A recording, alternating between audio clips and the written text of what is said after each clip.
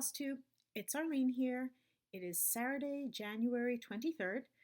I know it's been a few weeks since I've been back. I didn't even check to see when I did my last video. I know some people keep a regular schedule and what works for them. I at this point have been doing it when I feel like making a video, and the mood hasn't hit me. But yet this morning I woke up and I thought, I'm feeling like doing one today. So here I am. We're into New Year, so Happy New Year to all. It's still a challenging world out there. I hope you've been able to stay well, stay safe, do the things that we all need to do to be able to get through this together. Looking forward to some brighter days ahead. So I'm going to jump into what I have on my little list here is a few different things to talk about, including, if you watched my last video, you'll know what a good portion of this video is going to be about. Okay, so first of all, I, in the last video, showed you a project that I was working on that I've now finished. It is a hardanger piece. If you're not familiar with hardanger, its history is in Norway, yeah. White work, typically white work, that is areas that are cut out. There's a certain look to it. This is the piece of fabric here that I have just finished. It is called Garden Delights by Satin Stitches. So it's not my pattern. I did not design this, and I believe where I was last time was just about done with the basic stitching and had not yet started the cutting out. And you could follow, if you're interested in that sort of cutting out journey, if you go on my Instagram, I had done some pictures and you could sort of see how it goes. But you cut out various areas and then you stitch things that hold together the bars. And then you cut it out of the surrounding fabric. So it's a buttonhole stitch that's on the edge. So when you cut, let's see, when you cut the fabric from the end, if you could see it, it doesn't all fall apart on you.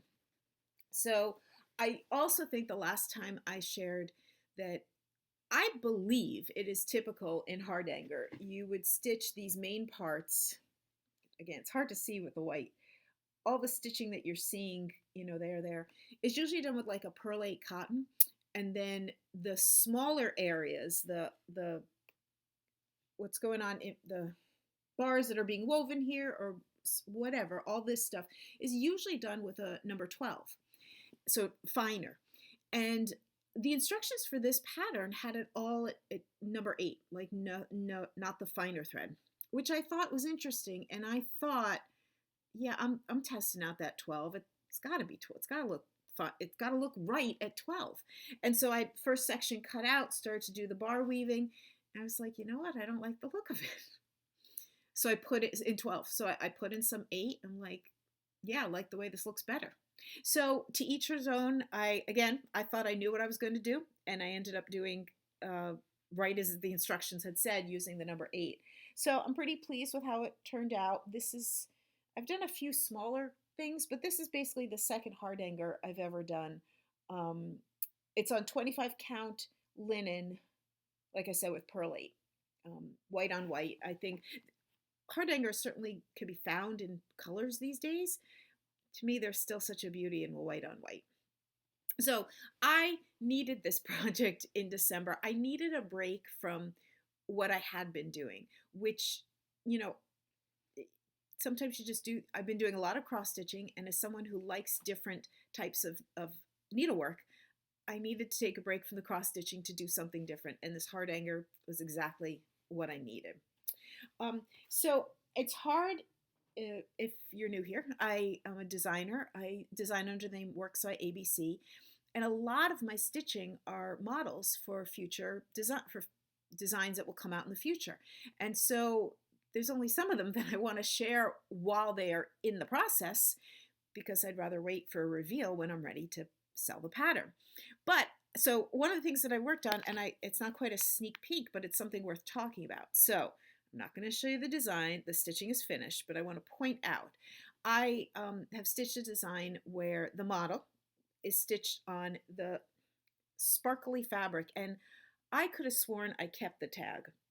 I can't find where the tag is, but it's called like luminescence, metallic, the sparkly stuff. Okay, so um, if I hold this close enough there, you could see how there's some sparkles going on in the fabric. Now, I feel like I had heard, knew, read, so people who don't like stitching on this stuff because they find it too difficult, it snags, there's plenty of people that have avoided it. Fine. I had never done it before, and I thought, worst case scenario, drop it and pick up a different piece of fabric. But this was really like, it was a non-issue. Now, I am wondering, because the fabric I have here, again, can't find that tag, but I'm pretty sure it's a Lugana. It's an even weave. It is not a linen. And there was a reason while I was in the store that I can't remember. There was a linen option, there was a Lugana option, and I went with the Lugana option. Maybe I was thinking about this and thought, well, maybe it'll be smoother not being on a linen. I don't know, but the point I'm trying to get across is, number one, don't be scared to try new things. And number two, if one of the things you've been scared to try or have been put off by hearing people talk about is this sparkly metallic fabric, try finding an even weave like a Lugana or a whatever the other one is called. Because I'm here to tell you, this was like stitching on a normal piece of fabric. There was no snags. There was no trouble getting around where, where I needed to put a stitch right near a sparkly bit. Nothing. So I'm keeping the project hidden, but it will make an appearance at some point in the near future. One of the things I'm working on now, also something I can't show you, but I wanted to mention, I am stitching a piece using solely the Silky fabric, the Silky Threads. And I know many people know about these and have heard about them.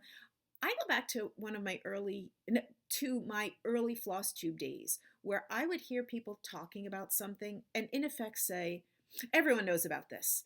And I remember thinking, I don't know about that. So I'm going to assume there's some people watching who don't know about Silky Threads. So Silky is a thread brand that, was originally just like a sewing thread brand.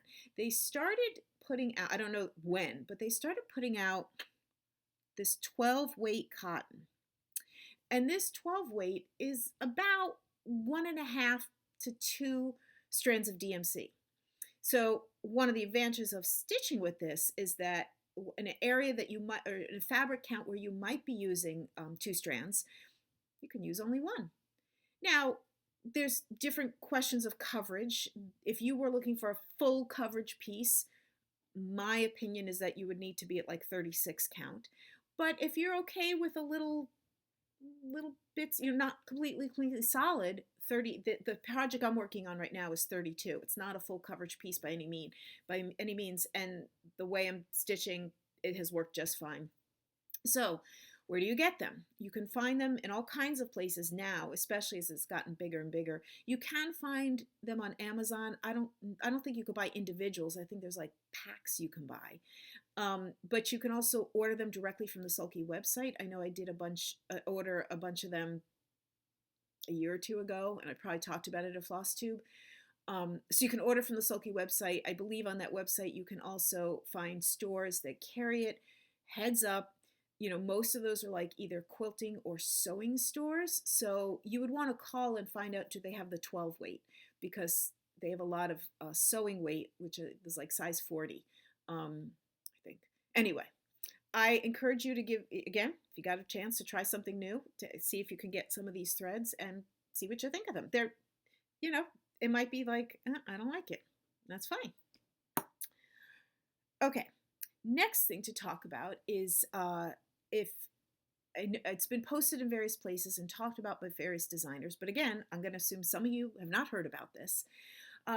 This year, the Nashville Needlework Market, which is the big once-a-year cross-stitch wholesale opportunity where a whole bunch of designers get together in a hotel and a whole bunch of store owners come to that same hotel, and it's a cash and carry market where the store owners buy directly from the designers. Everyone goes home with the store owners go home with full suitcases.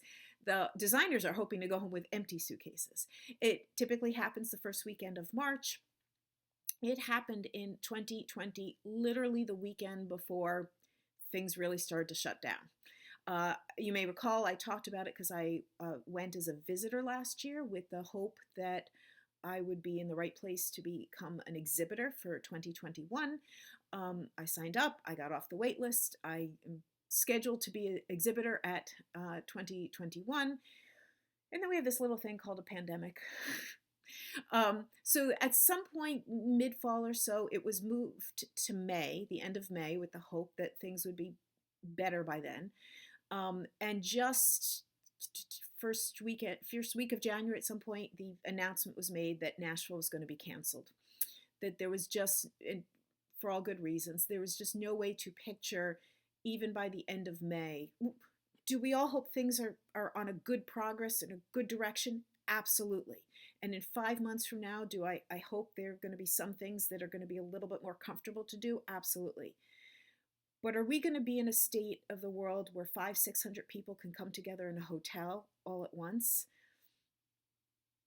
Probably not. So for all good safety reasons, for thinking ahead, Nashville was canceled. It is put on by Needlework Retailer. And again, it's a wholesale opportunity. So, regular stitchers who want to go, which I know plenty of us have wanted to over the years, it's for store owners, for owners. But in the fall, in the concern that Nashville might get canceled, which it did, there was a designer who kind of took it upon herself and reached out to a whole bunch of other designers saying, what do you think? And she has organized an online wholesale opportunity. And you can go to the website needleworkexpo.com. I'll put it down below.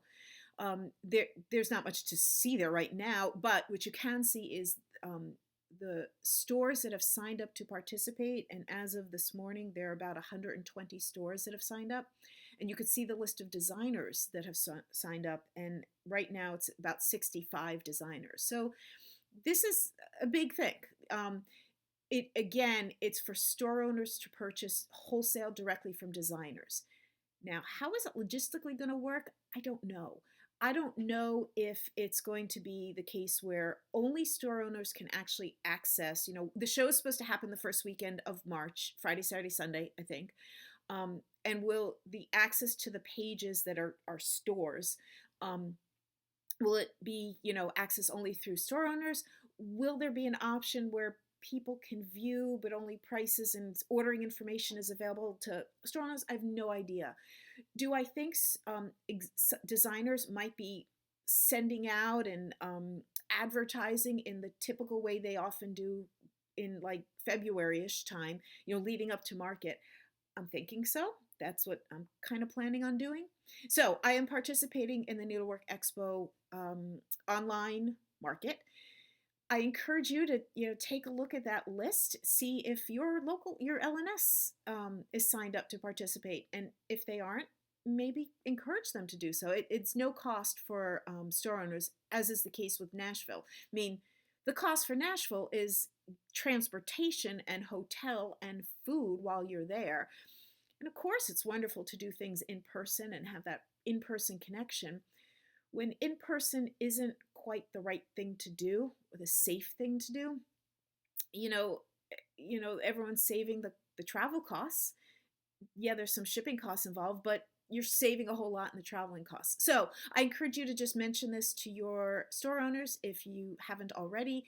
And I was going to comment, when I decided to call my design business Works by ABC, I probably mentioned this way back. I had originally wanted to call it ABC Works, just because that, at the time, that's what sounded right to me. And that name was already taken on Etsy. I haven't looked at it the longest time now, I'm going to want to. At least at that time, it was like a defunct store. There was nothing available to be bought or anything, but you couldn't take the name because it had already been used. So that's where I ended up flipping around, became Works by ABC, without in any way thinking about how that changes alphabetically where I fall on the list. So you will see Works by ABC on that designer list as currently the last name. So I'm hoping that that won't be a problem if store owners are clicking through alphabetically. I hope they make it to the end. So, and there might be, by the time I see you next, I might have more info to share about it. But it's an exciting thing to be trying, so many industries, businesses, whatever, have needed to go virtual this year. Conferences, workshops, and some work better than others. But here's the cross stitch industry, and we're going to do our best to go through this season in this way. And sure, we're all going to hope for in-person opportunities in 2022. Okay, so the last video I did a whole little section on 5 needlework books that were important to my life. And that was one half of something I had an idea for, and I knew it would be too much to do it all in one video. So here's the second half. 5 pieces that are important, 5 needlework pieces that have been important in my stitching life. All of these I have shown in my videos, some of these like way back in my first few videos. So if you've been around since the beginning, sure, you might recognize them, but I know everyone kind of tries out new people or whatever. You may not have seen them before. So for me, I think about it as a needlework journey. I actually recently did a presentation for my local EGA chapter, just talking about myself as a stitcher, as a designer, what it took to go to that direction. And so part of that presentation, I put together a slideshow and wanted to make sure I captured the milestones. It sounds like too strong of a word, but milestone projects in my stitching life. And so if I randomly decided that the limit would be 5 to talk about on a Flosstube video, what would those 5 be? So here we go. The first one is what I showed in my very first video. Almost positive it is the screenshot or the thumbnail that is a part of it. But this is truly the beginning of my needlework journey. She is a design that was in Cross Stitch and Country Crafts. I have learned that it was basically in more than one magazine. Don't worry about the details of that. I believe it has also been a design that was maybe published in one of their books or something like that. I suppose she's available out there if you look for it. The design is called Tea Party, and there isn't really a designer name attached to it. I got, when I was in high school, a sample issue of Cross Stitch and Country Crafts. And part of my story is that it came addressed to me. I was 15 or so. How my name got on a list of stitching magazines, I no idea, but what karma it was. I saw this design in there, and I was just, it had never occurred to me that you could get, got the light glare thing going on, like that kind of detail in a face, in a do one color carefully at a time. And I just decided I wanted to do it. I had maybe done a couple little craftsy one afternoon kind of cross stitch things, but I was jumping into the deep end. I had my mom take me, because I wasn't driving yet, that's how I know approximately the age. My mom take me to a local craft store, sort of understood this idea of 18 count Ada, found that labeled on a package, so I was good to go. I knew about DMC floss probably from like friendship bracelets or something like that, and I started pulling all the colors. And my mom comes down the aisle and sees me sitting on the floor pulling all the colors, and she gives me that look. And I knew what that look meant. That look meant she did not want to pay the money for what I was pulling out. And I could interpret the look right away. And I said to her, Mom, don't worry, I'm using my babysitting money for this. And then she said, I don't know why. You are just wasting your money. You are never going to finish that. Now, in all fairness to her, that was kind of my reputation at the time. Getting excited about something, sometimes involving needing to purchase something, and then kind of losing interest. But there was something about this project, this idea that made me take her statement, make me dig down and make sure to do it. And so I did. And so this little girl hangs downstairs along with two others that came soon after her. Oops. And she really is the beginning of my stitching journey. So for many years, high school into college, a little beyond college, cross stitch is all that I did, and frankly, all that I knew. I didn't. I think I knew about like embroidery, but I didn't know about all the kinds of stitching that you could have on a counted fabric until I was in an LNS with a whole bunch of cross stitch designs over here, and then a whole area over here. And I started looking at those, and it's how I got interested introduced to counted canvas work. And I picked out, again, a large one to start with because I was just fascinated by the idea that there could be all these stitches, that you weren't limited to just an X. And so this, here we go, piece, I took this off the wall an hour or so ago as I've been putting things together, and the walls that I took these pieces off, all of these are hanging on my wall. They look so empty without them. So again, I got this glare issue because this is from before I knew about the concept of non-glare glass. So this piece is called Wheels of Color by Ginny Moreau. She was a very well-known canvas work designer. She has plenty of patterns. She passed away. Her daughter-in-law has kept on her name. So I will put a link to the website below. You could purchase the pattern for this still, or any number of her other patterns. So I'm trying to go close here. Hopefully you can see that each of those rings is a different stitch. It's also the case that each ring is a different color, and they go from, you know, light to dark going down, and then the grays of the background are also like a gradient, so you could see, where's my hand?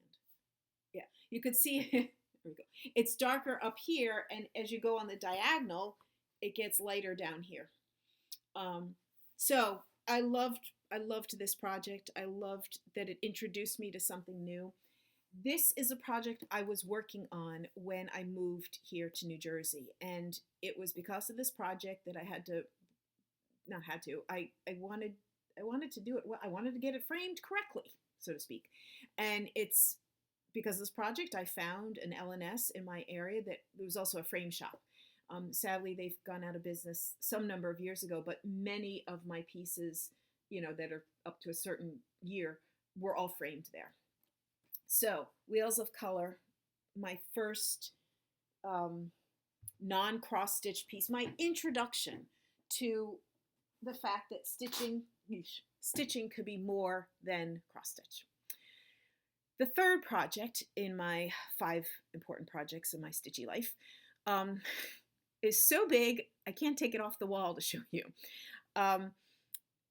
If you've been watching me, you know I'm not really into editing videos. I've done it a few times, so I'm hoping at this point I'm either inserting a picture or a couple of pictures or a video of it. And if that doesn't happen, I'm sorry, okay? But I'm hoping I can. It's been a while since I've made it work. Let me just talk about it actually before that moment might happen. I saw this advertised, I think, in either an EGA or ANG magazine, this pattern, From Molehill to Mountain, a study on stitch variation by Pamela Gardner. And I don't know if this was the only picture that was showing or if there was something else. These are the pictures that are on the back. And there, I mean, you can see how thick this is. This was an amazing journey. It's a study in color, a study in stitches. I learned so much about color theory, you know, complementary colors, triadic colors, split complementary, all of those. I also, each square is a variation of the same type of stitch. You know, these are all mosaic stitches. These are all rice stitches and so on. I loved this so much. I did 4 versions of it. So one where the focus color was red, focus color was green, focus color was yellow, and focus color was purple. And what came from that is realizing the interactions between those 4 colors on the color wheel, like shorthand version, Red and green are complements to one another on the color wheel, yellow and purple are. So from those relationships alone, you get a lot of connections between those four pieces. Why did I do it 4 times? Well, I went to Wellesley College. Wellesley has a wonderful tradition where every class gets a class color. There are 4 colors, red, green, yellow, and purple. And so when a class graduates, the incoming class gets that color. So it's a constant rotation of colors for decades now. At the same time I was working on this and planning it out and learning about new threads and new stitches and everything, I was also working on a history project related to Wellesley. I actually wrote a book on Wellesley's history. And because I was very much in that world, when it came down to thinking what color did I want to focus on, I just thought, well, what happens if I did it 4 times? And so I did. It is, each one of these is pretty close to a piece of paper. I think it's about, the ones that I have are about 8 by 10 inches or so. So it is a huge thing to have all 4 of them lined up. So I'm hoping here is where I'm inserting, again, either pictures or video of this. And if not, you can go back to another video and I'll put that down below if that needs to happen. So this is the piece that I call it my Colors of Wellesley. And as I mentioned, I did that design 4 times with the 4 different focus colors, and really learning so much about how those colors relate to one another in the on a color wheel. The fact that even though that, where's my finger? Here. I don't know where my finger is. Oh, here we go. Then up there, that yellow shows up with the red, green shows up with the red. This 4, which is a quadratic or a tetrad, it's 4 colors on the color wheel. This one right there, it's these 4 colors, like they form a rectangle on the color wheel. And if you look at that bottom left block in all 4 of these, it looks really different. And it's all because of the way the colors, you know, show or don't show, or dominant or not. So I loved doing all of these, and as you can imagine, when I absolutely knew that I wanted to have them all framed together like that, yeah, that's a big piece. I think it's about 4 feet long. So there we go. Okay. 4th piece. And these are, I'm sharing these in chronological order.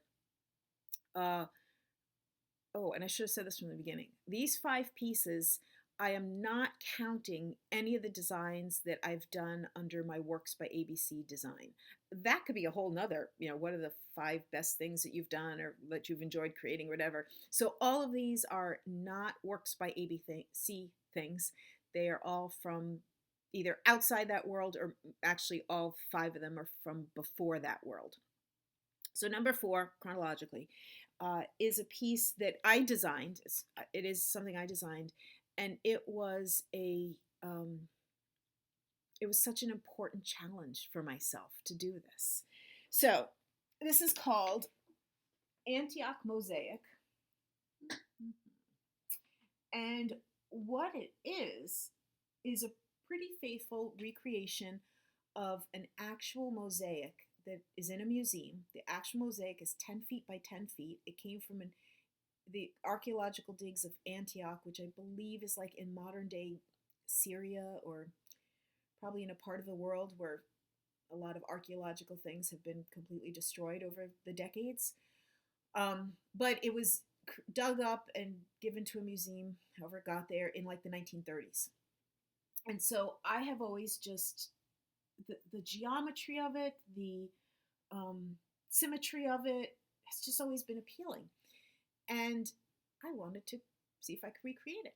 Now, I originally started trying to design something that would be a 1 inch to 1 foot scale. So I wanted to do 10 inches by 10 inches. I could not make that work. Like, for example, I knew how many diamonds across, you know, for the border. I could not get a number that would work, that I could get that many diamonds across and only have it be 10 inches.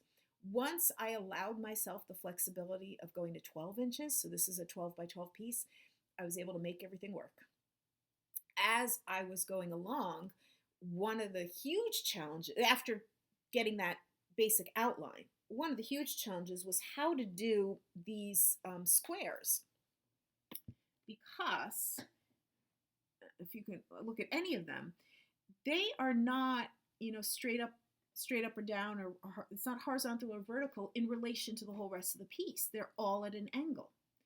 And so the solution I came up with, which I was just like so pleased with myself to find a solution. So each of those little guys are stitched on a piece of silk gauze. So 40 count silk gauze, which is very, well, I'll talk more about silk gauze in a minute.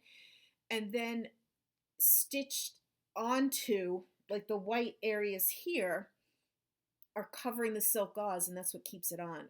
Kind of like an applique, but different from applique. I love that I came up with a solution to the problem. And so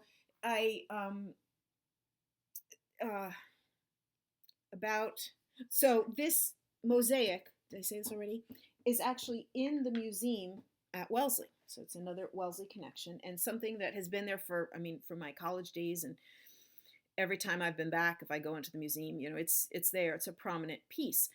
About a year and a half ago, I was going back for a college reunion, and that would have been the first time I was back since I had finished this. And it was a little bit of a pain, but I'm like, you know what? I got to do this, because I don't know whenever else I would have the opportunity to do this. What do I mean by that? I took my piece and took a picture of it next to the actual mosaic. So down here in this corner is my piece. And you could see, that gives you a sense of how big the mosaic is if the thing that was just in my hands is this size. But I'm hoping you get the sense that I was trying to faithfully recreate it, with all the dimensions and the, yeah. So the act of doing this particular project, designing it, figuring out the challenges of how do you do something that's, think about it. All of our stitching fabric, stitching canvas is a grid, horizontals and verticals. If you do embroidery, that's where you're not working on a grid. That's where you're working on just a piece of fabric and what have you. But a lot of our stitching is on grids. And so how do you keep within the limitation of a grid, but work with some, these are little mosaic pieces. These are little mosaic pieces that a mosaic artisan can change the angle like that.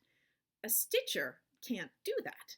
So if let's see, if you can you see there the little pieces that are made up, that this mosaic is made from. So that Antioch mosaic was a really important piece in my stitching world. And then the last one to share, have there been a lot more? Sure. I limited myself to 5. It was a good challenge. I'll come back to that. So the last one to share, I'm trying to find places to put these because I don't want them to fall over. Definitely the Antioch mosaic and this one are definitely ones that I've shown on Flosstube before. I started working on a piece of, started a pattern, start over. I began working on this design by Natalia Frank. I'll put a link below. Her thing is dollhouse miniatures. So her designs are intended to be things like rugs and dollhouses. Now, it's a cross-stitch graph. Could you stitch it on 18 count Aida if you wanted and not 40 count silk gauze? Absolutely. I saw this Facebook somewhere, it must have been Facebook, and I just loved the way it looked. And I was like, you know what? I want to do that. And I decided I did indeed want to do it in silk gauze. So on 40 count silk gauze, this is called Spanish Savoneri, which is a type of rug. And I believe I found online a picture what she based this on. She didn't say anything in her pattern where it came from, but it was based on an actual rug. And those are is it focusing? Yeah. Those are 10 stitches, so like half across, 40 count. All this is filled in, so it is a full coverage piece. With silk gauze, you really can't, I shouldn't say can't, it doesn't look right to leave empty space. Um, when you have a cross stitch design and you leave some empty fabric space, sometimes that's exactly what the design needs. When it comes to silk gauze, it's because it's almost like translucent, it's like see-through. So anyway, I just loved this piece.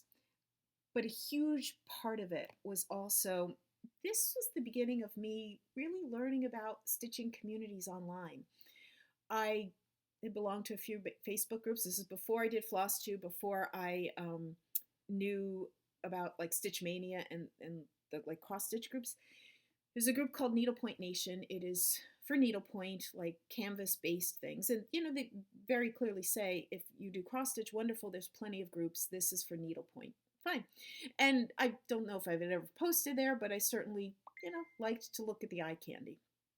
Well, when I posted this, the first start of it, there was a lot of like feedback. There were so many comments and so many likes, and I was like, wow, this is cool. They're interested in this. So about 2 weeks later, I posted my next update, and there was even more like comments and likes. And so the journey became, and this was almost a year that I spent on it, most of that time, this being the only project I worked on. I estimate about 500 hours. It's what I tried to estimate it to be.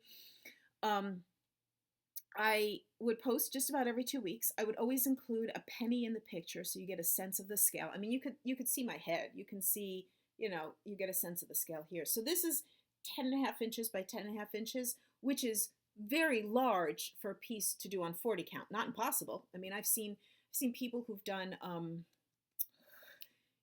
unicorn, badger, and whatever the third thing is, which is a scarlet letter piece. I've seen like 2 different versions of that on silk gauze. So there's no limit of what you can do. I got off track.